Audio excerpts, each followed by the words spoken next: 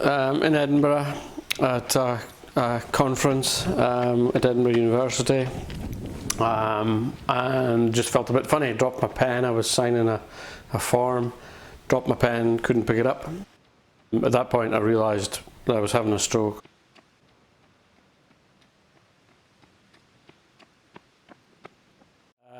Obviously the stroke was a severe shock to my family, probably harder for them than it was for me. I was very calm. I think I probably didn't realise how dangerous having a stroke was. Life had changed quite considerably before then, because I'd been working for a long time in one company, 27 years with the company I worked for. A year before my stroke I'd left the company and was engineering my life into that of a business consultant, so that was a significant change. My family did an extremely good job, and my wife and my two daughters, Katie and Jennifer, did a very good job of treating me normally. There's a tendency and a desire to look after someone when they've had a stroke, and we had talked about it, and I encouraged them to not mollycoddle and not wrap up in cotton wool. And they did a very good job of that, and I think it was hard for them. For me personally, it's just a major life-changing moment. You know, it sounds trite, but to have a stroke, it's a really big deal. It's a warning, and if you don't heed that warning, then it serves you right. So the rehab up to the point of being discharged was very, very good. I'd been moved across from the ERI to hospital in Windygates in Fife. The George Sharp Hospital, I think it is, which was a tremendous facility. They were absolutely first class. They had everything that they needed in terms of rehab.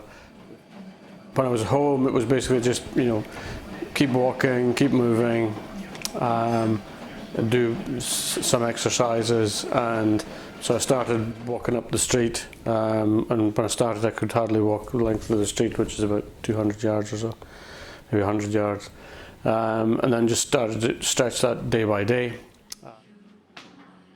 And then after about, as I say, about 6 weeks, you kind of cut loose from National Health Service, because they have more urgent priorities to work on. I fully understand that.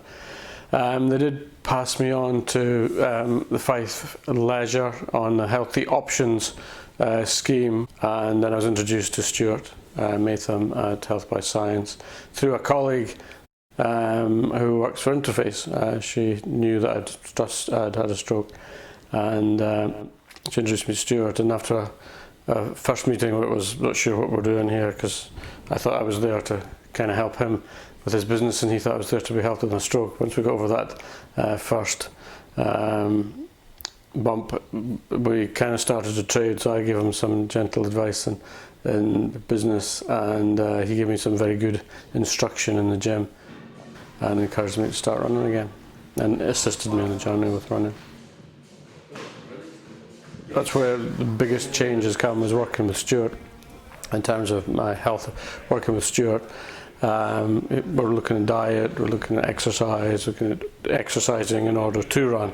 So while I'm still struggling to get back to the pace that I was doing before, I'm much more able to run than I was before. I suspect, despite some slight physical impairment as a residual from the stroke, I'm probably fitter than I was before. Well, I'm definitely fitter than I was before I had the stroke.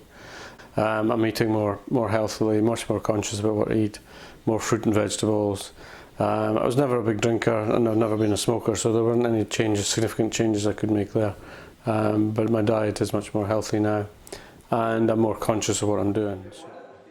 I'm on blood pressure tablets, which I would like to get away from if I can, but we'll have a conversation on that with the doctor, and see if we can reduce some of those. But my blood pressure is now under control, which is the most likely cause of the stroke, and I'm just taking much better care of myself. So back to driving, which was a significant step. I was assessed by a driving instructor, and she said, "You're perfectly capable of driving, just be careful." effectively. And then it was getting back a bit more fully to work. So I was at that time not aspiring to be working full time, not long hours, but I'm busier now than I was at the time of the stroke.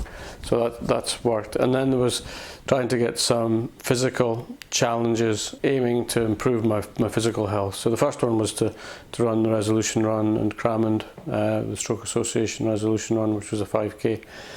And then about a year after that, was sitting watching the Great North Run on the television, and I got an email from the Great Run organisation, said, would you like to run the 2018 Great North Run? Yes, I probably would, but I don't know if I can. Spoke to Stuart, and Stuart said, of course you can.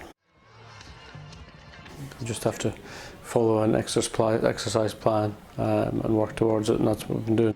In terms of physical challenge and a challenge that I set myself, that's probably the largest challenge in itself, was to run the Great North Run.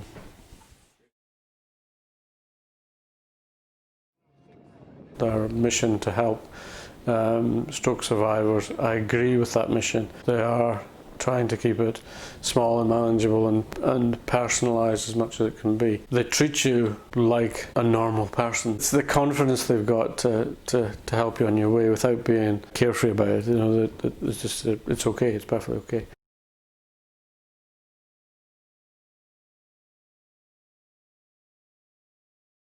So right now, we now need to decide where we're going next and what I'm doing next. I need to think about where I want for a next phase of challenge, if you like.